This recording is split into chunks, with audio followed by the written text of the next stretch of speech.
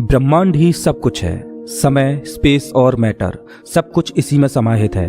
हमारी पृथ्वी इस ब्रह्मांड में चट्टान का घूमता हुआ एक कण भर है जो हमारी मिल्की वे गैलेक्सी में मौजूद 200 अरब तारों में से एक का चक्कर काट रही है। ये विशाल संरचना 90 अरब प्रकाश वर्ष की दूरी में फैले आकाश गंगाओं के सागर में सिर्फ एक बूंद के समान है। ये हमारा घर है, हमारी पृथ्वी, सुख सुविधाओं से भरपूर एक आरामदायक ग्रह। एक बार रोजमर्रा के कामों को छोड़ आसमान को देखिए, क्या दिखाई देता है।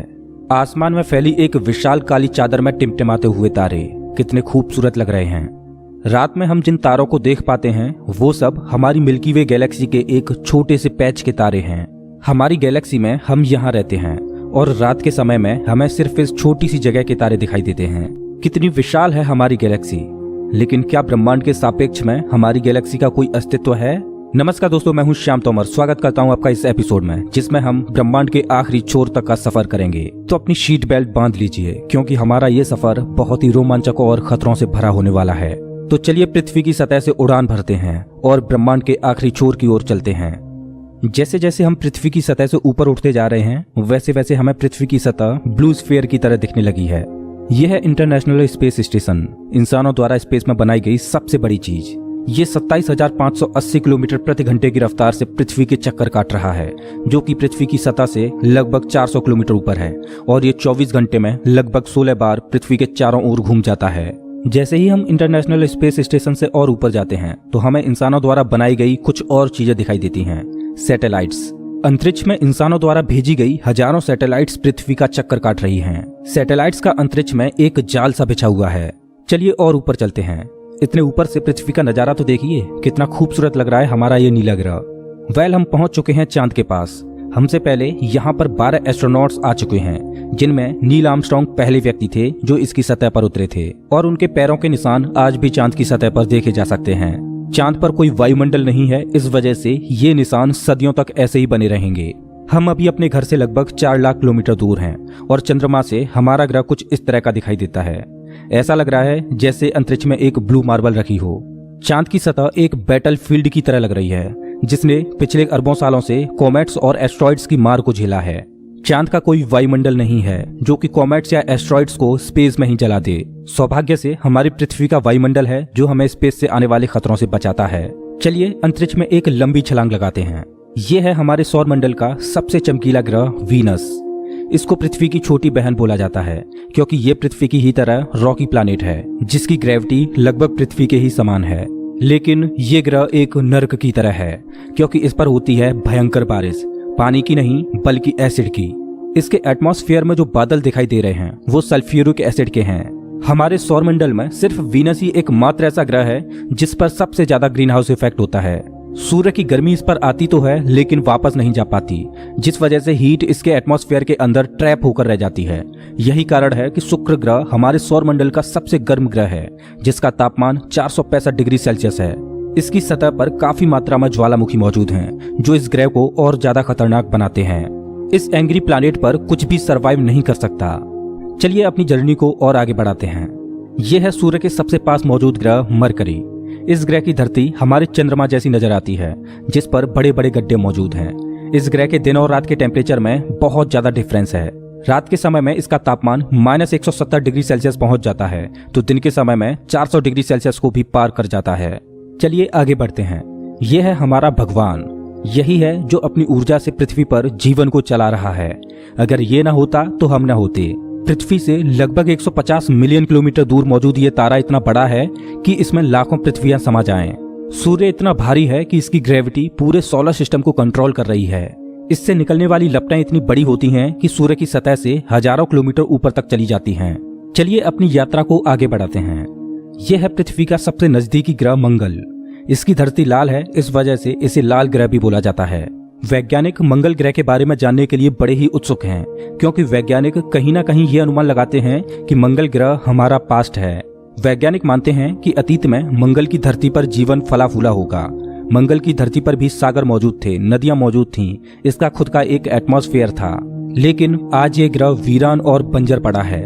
आज वैज्ञानिक इस ग्रह पर सूक्ष्म रूप में ही सही बैक्टीरिया के रूप में जीवन खोजने में जुटे हैं और वैज्ञानिक इस ग्रह पर भविष्य में बस्तियां बसाने की सोच रहे हैं। अगर हम मंगल पर आए हैं तो हम इसे कैसे मिस कर सकते हैं। यह है ओलंपस मॉन्स, एक प्राचीन ज्वालामुखी। मंगल की धरती पर ज्वालामुखी से बना ये पहाड़ पृथ्वी की सबसे ऊंची चोटी माउंट एवरेस्ट से भी लगभग 3 गुना ऊंचा है और यह हमारे सोलर सिस्टम की सबसे ऊंची चोटी है। अगर मंगल की धरती से हम अपने ग्रह पृथ्वी को देखें तो ये कुछ इस तरह की दिखाई देती है। अब आगे की यात्रा थोड़ी सी डरावनी होने वाली है, क्योंकि अब हम एस्ट्रॉयड बेल्ट में प्रवेश कर रहे हैं, जो कि मंगल और बृहस्पति ग्रह के बीच मौजूद है। इसमें मौजूद हैं बड़ी बड़ी और विशालकाय चट्टानें, जो कि सूर्य के चारों ओर घूम रही हैं। इस एस्ट्रॉयड बेल्ट में इतनी बड़ी बड़ी चट्टानें मौजूद हैं कि अगर ये सब आपस में मर्ज हो जाएं, तो इनसे एक बड़े ग्रह का निर्माण हो सकता है। इस बेल्ट में इतने बड़े बड़े एस्ट्रॉयड्स मौजूद हैं कि इन पर एक बड़ा शहर बसाया जा सके। जैसा कि हम जानते हैं कि 4.5 बिलियन साल पहले हमारे सौर मंडल में ग्रह बने, लेकिन एस्ट्रॉयड बेल्ट में मौजूद ये मलबा जैसा का तैसा रह गया। एस्ट्रॉयड बेल्ट में मौजूद मलबा एक प्लैनेट बन सकता था, लेकिन एक बड़ी शक्ति ने इस मलबे को प्लैनेट नहीं बनने दिया, और वो शक्ति थी जुपिटर।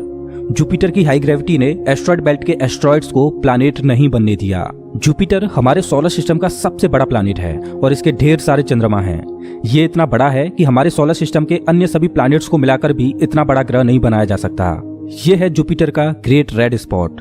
ये लाल धब्बा जुपिटर की सतह पर सदियों से चला आ रहा है। ये एक विशाल तूफान है। ये रेड स्पॉट इतना बड़ा है कि इसमें 3 पृथ्वियां आ जाएं। जुपिटर एक गैसीय प्लैनेट है, इस वजह से इसकी सतह पृथ्वी की तरह ठोस नहीं है। अगर आप जुपिटर की सतह पर उतरे तो आप इसकी सतह पर खड़े नहीं हो सकते, बल्कि सीधे इसके अंदर चले जाओगे। जुपिटर जितना वायलेंट और विनाशकारी है, वहीं इसके चंद्रमा जीवन के पनपने के लिए आइडियल साबित होते हैं। जुपिटर के दर्जनों चंद्रमाओं में से एक है यूरोपा, जो कि पूरी तरह बर्फ की मोटी चादर से ढका हुआ है। वैज्ञानिक मानते हैं कि यूरोपा की सतह पर जमी हुई बर्फ के नीचे पानी तरल रूप में मौजूद है। इस पर पानी का तरल रूप में होना जीवन के होने की संभावनाओं को बढ़ा देता है। हमारे सोलर सिस्टम में बृहस्पति ग्रह के चंद्रमा यूरोपा पर वैज्ञानिक जीवन होने की प्रबल संभावनाएं जताते हैं। हमारा अगला पड़ाव है हमारे सौर मंडल का सबसे खूबसूरत प्लैनेट सैटर्न। शनि ग्रह के छल्ले इसकी सुंदरता में 4 चांद लगाते हैं, जो कि इसकी सतह से लाखों किलोमीटर ऊपर तक फैले हैं। शनि ग्रह को अपने सोलर सिस्टम का ताज माना जाता है। यह है शनि ग्रह का एक चंद्रमा टाइटन। इसका खुद का एक एटमॉस्फेयर है, इस पर हवा है, बारिश होती है, यहाँ तक कि इस पर ऋतुएं भी बदलती हैं। इस पर नदियां और सागर मौजूद हैं। ये चंद्रमा देखने में लगभग पृथ्वी की ही तरह है, लेकिन इस पर जो नदियां और सागर हैं वो पानी के नहीं बल्कि लिक्विड नेचुरल गैस के हैं। अगर हम किसी भी तरह इस नेचुरल गैस को पृथ्वी पर ला पाएं तो ये इतनी ज्यादा है कि हजारों सालों तक ये हमारे शहरों को रोशन कर सकती है। वैज्ञानिक अनुमान लगाते हैं कि अरबों साल बाद जब सूर्य गर्माने लगेगा और एक रेड जाइंट बन जाएगा, तब टाइटन हैबिटेबल जोन में होगा। उस समय टाइटन पर पृथ्वी जैसी परिस्थितियां मौजूद होंगी। इस वजह से वैज्ञानिक टाइटन को भविष्य की पृथ्वी मानते हैं। अभी हम अपने घर से इतने दूर आ चुके हैं कि यहाँ से हमारी पृथ्वी एक डॉट की तरह दिखाई देती है। अब जैसे जैसे हम अंतरिक्ष की गहराई में और आगे बढ़ते जाएंगे, वैसे वैसे पृथ्वी हमारी आंखों से ओझल होती जाएगी। हमारा अगला पड़ाव है यूरेनस। प्राचीन समय में यूरेनस और नेपच्यून के बारे में कोई भी जानकारी नहीं थी, जब तक कि टेलीस्कोप का आविष्कार नहीं हुआ। हमारी सौर व्यवस्था का सबसे आखिरी प्लैनेट है नेपच्यून। हमारा सोलर सिस्टम बहुत बहुत बड़ा है, लेकिन नेपच्यून के बाद भी हमारा सोलर सिस्टम खत्म नहीं हो जाता। अपने सोलर सिस्टम की गहराई में हम आगे बढ़ते हैं तो हम पहुंच जाते हैं कुइपर बेल्ट में, जो पिछली एस्ट्रॉयड बेल्ट से 20 गुना चौड़ी और 200 गुना ज्यादा फैली है। ग्रहों की लिस्ट से बेदखल किया जाने वाला प्लूटो भी इसी कुइपर बेल्ट का सदस्य है। कुइपर बेल्ट में एस्ट्रॉयड बेल्ट से भी ज्यादा बड़े बड़े ऑब्जेक्ट्स मौजूद हैं, जिनकी खुद की ग्रेविटी की वजह से इनके चंद्रमा भी हैं। चलिए कुइपर बेल्ट को पार करके आगे चलते हैं। हमारी पृथ्वी से 13 बिलियन किलोमीटर दूर ये है सूर्य से सबसे दूर मौजूद ऑब्जेक्ट सेडना। ये एक बौना ग्रह है, जो एक ऐसा स्पेस ऑब्जेक्ट है जो सबसे दूर सूर्य की परिक्रमा कर रहा है। इसकी खोज 2003 में हुई थी। ये सूर्य की एक परिक्रमा 10,000 सालों में पूरी कर पाता है। चलिए अब अपने सोलर सिस्टम से बाहर का रुख करते हैं। अभी हम इंटरस्टेलर स्पेस में प्रवेश कर चुके हैं। देखिए देखिए, अंतरिक्ष की गहराई में ये क्या ट्रेवल कर रहा है। ओह, ये तो वॉयेजर 1 स्पेसक्राफ्ट है। यही तो इकलौता स्पेसक्राफ्ट है जो कि इंसानों द्वारा बनाई गई सबसे दूर मौजूद चीज है। ये पृथ्वी से अब तक 19 अरब किलोमीटर दूर जा चुका है। इस स्पेसक्राफ्ट ने अंतरिक्ष के काफी सवालों से पर्दा उठाया है। ये बंदूक से निकली बुलेट से भी 20 गुना तेज ट्रेवल कर रहा है। चलिए अपनी यात्रा को और आगे बढ़ाते हैं। अभी हम अपने सोलर सिस्टम की हदों से इतने दूर आ चुके हैं कि यहाँ से हमारा सूर्य एक आम तारे की तरह दिखाई दे रहा है, लेकिन इतनी दूर से भी इसकी ग्रेविटी को महसूस किया जा सकता है, क्योंकि अरबों की संख्या में यहाँ पर कॉमेट्स को देखा जा सकता है जो सूर्य की ग्रेविटी से बंधे हुए हैं। इन कॉमेट्स में इतना ज्यादा पानी है कि अगर ये सब इकट्ठे हो जाएं, तो ये पृथ्वी से भी ज्यादा बड़े और गहरे सागरों को भर दें। वैज्ञानिक मानते हैं कि पृथ्वी पर ज्यादातर पानी कॉमेट्स के द्वारा ही आया है। पेंसपर्मिया थ्योरी के अनुसार पृथ्वी पर जीवन कॉमेट्स के द्वारा ही धरती पर आया। अंतरिक्ष में तैर रही इन छोटी छोटी बर्फीली चट्टानों में जीवन सूक्ष्म रूप में बैक्टीरिया की फॉर्म में मौजूद हो सकता है। कॉमेट्स का एक विशाल बादल हमारे सौर मंडल को घेरे हुए है, जिसे ऑर्ट क्लाउड बोला जाता है। ऐसा माना जाता है कि ये ऑर्ट क्लाउड हमारे सौर मंडल की ग्रेविटी की आखिरी सीमाओं पर है। इसके बाद सूरज की ग्रेविटी कमजोर पड़ने लगती है, जिस वजह से इसके बाद सूरज का खिंचाव बहुत कम रह जाता है। अब यहाँ से आगे की यात्रा एक अननोन और रहस्यमयी स्पेस में होगी, जहाँ घुप अंधेरा है। यहाँ इतना अंधेरा है कि हम अपनी आंखों से भी कुछ भी नहीं देख पाएंगे। यहाँ देखने के लिए हमें इंफ्रारेड विजन की जरूरत पड़ेगी। हम अपनी पृथ्वी से बहुत बहुत बहुत दूर आ चुके हैं, लेकिन ब्रह्मांड के सापेक्ष में ये हमारा एक मामूली सा स्टेप है। यहाँ से हमें चारों ओर अरबों तारे दिखाई दे रहे हैं, लेकिन अभी हम सबसे नजदीकी तारामंडल की ओर बढ़ रहे हैं। ये है हमारा पड़ोसी सोलर सिस्टम। ये हमसे इतना दूर है कि हमारे सूर्य के प्रकाश को इस तारामंडल तक पहुंचने में 4.3 सालों का वक्त लगता है। इस तारामंडल का नाम है अल्फा सेंटोरी। इस तारामंडल में 3 तारों का समूह है, जिनमें अल्फा सेंटोरी ए और अल्फा सेंटोरी बी तारे आपस में बाइनरी स्टार सिस्टम के तहत जुड़े हुए हैं। इस तारामंडल में प्रोक्सिमा सेंटोरी बी नामक ग्रह मौजूद है, जो पृथ्वी की ही तरह हैबिटेबल जोन में है और इस ग्रह पर एलियन लाइफ मौजूद हो सकती है। चलिए अपनी यात्रा को आगे बढ़ाते हैं। पृथ्वी से हम 10 प्रकाश वर्ष दूर आ चुके हैं और हमारे सामने ये एक बेबी स्टार है, जिसने अभी अपना जीवन शुरू ही किया है और इस तारामंडल में अभी ग्रहों का जन्म होना बाकी है। हो सकता है कि इस तारामंडल में किसी ऐसे ग्रह का जन्म हो जाए जो हमारी पृथ्वी की ही तरह जीवन को धारण करने योग्य हो, लेकिन अभी इसमें अरबों सालों का वक्त लगेगा। वेल, अपनी यात्रा को आगे बढ़ाते हैं। अभी हम पृथ्वी से 20 प्रकाश वर्ष दूर आ चुके हैं और अभी हम ऐसे तारामंडल से होकर गुजर रहे हैं जिसका जन्म हमारे सोलर सिस्टम के साथ ही हुआ था। इस तारे का नाम है ग्लीस 581 और इसकी सबसे बड़ी खास बात यह है कि इस तारे का चक्कर लगा रहा है एक ऐसा ग्रह जो हमारी पृथ्वी से बिल्कुल मेल खाता है और इस ग्रह पर एलियन सिविलाइजेशन होने की प्रबल संभावना है।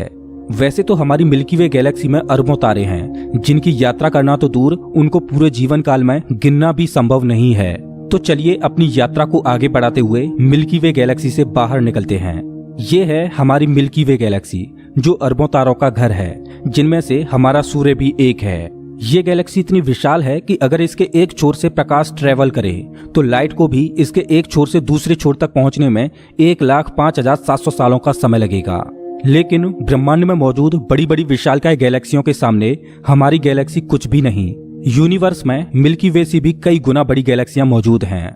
तो चलिए अपने सोलर सिस्टम और अपनी गैलेक्सी को पीछे छोड़ते हुए इंटरगैलेक्टिक स्पेस में प्रवेश करते हैं। इंटरगैलेक्टिक स्पेस में प्रवेश करके हमें दूर दूर तक अरबों गैलेक्सियां दिखाई दे रही हैं, लेकिन ये सभी गैलेक्सियां झुंड में हैं और ये है हमारी गैलेक्सियों का झुंड, जिसमें हमारी गैलेक्सी मिल्की वे और अन्य पड़ोसी गैलेक्सियां मौजूद हैं। गैलेक्सियों के इस छोटे से झुंड को लोकल ग्रुप बोला जाता है। गैलेक्सियों का ये लोकल ग्रुप 10 मिलियन प्रकाश वर्ष में फैला हुआ है। जैसे जैसे हम अपनी यात्रा को आगे बढ़ाते जा रहे हैं, वैसे वैसे हमें अन्य गैलेक्सियों के झुंड दिखाई देते जा रहे हैं और उनमें भी हमारे लोकल ग्रुप की तरह गैलेक्सियां मौजूद हैं। गैलेक्सियों के कई लोकल ग्रुप्स को मिलाकर एक सुपर क्लस्टर बनता है। अभी हमारे सामने जो मौजूद है वो है वर्गो सुपर क्लस्टर। इसी वर्गो सुपर क्लस्टर में हमारी गैलेक्सियों का लोकल ग्रुप भी शामिल है और हमारी गैलेक्सियों का लोकल ग्रुप इस छोटे से पैच में है। अभी हम अपने घर से इतने दूर आ चुके हैं कि यहाँ से हम अपने सूर्य को तो छोड़ो, यहाँ तक कि अपनी गैलेक्सी को भी छोड़ो, हमारी गैलेक्सियों का लोकल ग्रुप ही एक छोटे से पैच के समान दिखाई दे रहा है। कितना विशाल है ना वर्गो सुपर क्लस्टर। इस वर्गो सुपर क्लस्टर में 100 से ज्यादा गैलेक्सियों के लोकल ग्रुप शामिल हैं और ये 110 मिलियन प्रकाश वर्ष में फैला हुआ है। चलिए अपनी यात्रा को और आगे बढ़ाते हैं। अरे ये क्या, जैसे जैसे हम आगे बढ़ते जा रहे हैं वैसे वैसे हमें वर्गो सुपर क्लस्टर जैसे अनगिनत सुपर क्लस्टर्स दिखाई दे रहे हैं। इस सुपर क्लस्टर्स के समूह को नाम दिया गया है लेनिया सुपर क्लस्टर और हमारा वर्गो सुपर क्लस्टर यहाँ पर है, एक छोटे से पैच के समान, जिसमें हमारी गैलेक्सियों का लोकल ग्रुप एक डॉट की तरह भी दिखाई नहीं दे रहा। ये लेनिया सुपर क्लस्टर 520 मिलियन प्रकाश वर्ष में फैला हुआ है, जिसमें लाखों वर्गो सुपर क्लस्टर्स जैसे सुपर क्लस्टर्स मौजूद हैं। चलिए अपनी यात्रा को और आगे बढ़ाते हैं। जैसे जैसे हम आगे बढ़ते जा रहे हैं वैसे वैसे लेनिया केया सुपर क्लस्टर भी छोटा होता जा रहा है और इतनी दूर से देखने पर लेनिया केया सुपर क्लस्टर भी एक छोटे से पैच की तरह दिखाई दे रहा है। ओह माय गॉड, मेरा तो दिमाग ही घूम गया। खैर, अपनी यात्रा को और आगे बढ़ाते हैं। यह है हमारा ऑब्जर्वेबल यूनिवर्स, जिसमें हमारा लेनिया केया सुपर क्लस्टर एक छोटे से डॉट की तरह मौजूद है। लेकिन क्या यही हमारी यात्रा खत्म हो जाती है? क्या इतना ही बड़ा है ब्रह्मांड? जैसा कि मैंने अभी बोला, यह है ऑब्जर्वेबल यूनिवर्स यानी ज्ञात ब्रह्मांड। ब्रह्मांड के बारे में हम जो भी जानते हैं वो केवल यहीं तक जानते हैं। हो सकता है कि ब्रह्मांड का विस्तार आगे भी हो जो अनंत तक चलता जा रहा हो, लेकिन वहां से हम तक कोई प्रकाश ही नहीं पहुंच पा रहा हो जिससे हमें ऑब्जर्वेबल यूनिवर्स के बाहर का भी पता चल सके। वैज्ञानिक ये भी अनुमान लगाते हैं कि हो सकता है कि हमारे यूनिवर्स जैसे असंख्य यूनिवर्स और मौजूद हो सकते हैं जिनमें हमारा ये ब्रह्मांड एक विशाल सागर में एक छोटी सी बूंद के समान हो। खैर, मल्टीवर्स यानी एक से ज्यादा ब्रह्मांडों का अस्तित्व है कि नहीं ये कोई नहीं जानता और ना ही हमारे पास मल्टीवर्स यानी महाब्रह्मांड के कोई सबूत हैं। लेकिन ये तो तय है कि ऑब्जर्वेबल यूनिवर्स ही ब्रह्मांड का अंत नहीं हो सकता। इसके बाहर भी कुछ न कुछ मौजूद है जिसका हमें कोई भी ज्ञान नहीं। लेकिन वो क्या हो सकता है? हो सकता है कि हमारा ऑब्जर्वेबल यूनिवर्स भी महाब्रह्मांड में एक छोटे से पैच के समान हो। दोस्तों, आपकी ब्रह्मांड के आखिरी छोर तक की यात्रा कैसी रही? प्लीज कमेंट बॉक्स में जरूर बताएं। अगर आपको ये वीडियो पसंद आया हो तो इसे लाइक करें और ऐसे ही मजेदार वीडियोज के लिए चैनल को सब्सक्राइब करें, साथ ही बेल आइकन दबाएं।